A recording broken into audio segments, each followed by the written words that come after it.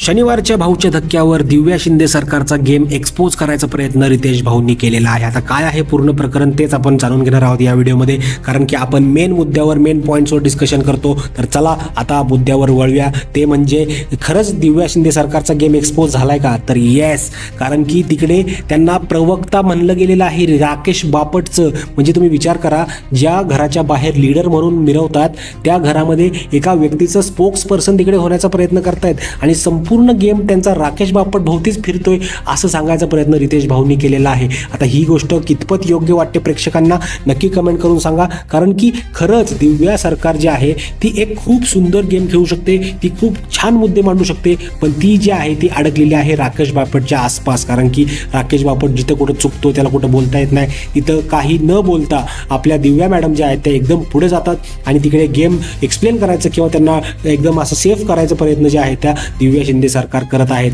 आणि ती कुठे ना कुठेतरी गोष्ट चुकीची आहे। हा गेम त्यांनी जर सुधारला नाही तर त्यांचं येत्या काळामध्ये मला नाही वाटत घरामध्ये जास्त दिवस त्यांना ठेवतील, कारण की तुम्ही कोणाच्या बॅक फूटवर जाऊन किंवा कोणाची सपोर्ट घेऊन तुम्ही नाही खेळू शकत ना, कोणाला तुम्ही सपोर्ट करून करून त्याला पुढे घेऊन येऊ शकता। त्यामुळे दिव्या शिंदे सरकारचा गेम जो आहे तो पूर्णपणे एक्सपोज केलेला आहे रितेश भाऊंनी। का केलेला आहे? कारण की त्यांना कळायला पाहिजे की बाबा आपण अशा पद्धतीने खेळलं पाहिजे, आपण तशा पद्धतीने खेळलं पाहिजे, पण जर ह्यांनी अजून डोळे नाही उघडले तर बिग बॉस देखील 1 2 3 चान्स देतात, त्यानंतर प्रॉपरली त्यांचा गेम जो आहे तो वाजवायचा प्रयत्न मेकर्स करत असतात। त्यामुळे दिव्या शिंदे सरकारचा गेम तुम्हाला कसा वाटतोय ना, नक्की कमेंट करून सांगा। बाकी बघूया काय होतंय, मेकर्स तुमचं कमेंट बघतायत। भेटूया पुढच्या व्हिडिओमध्ये, तोपर्यंत टाटा आणि बाय बाय।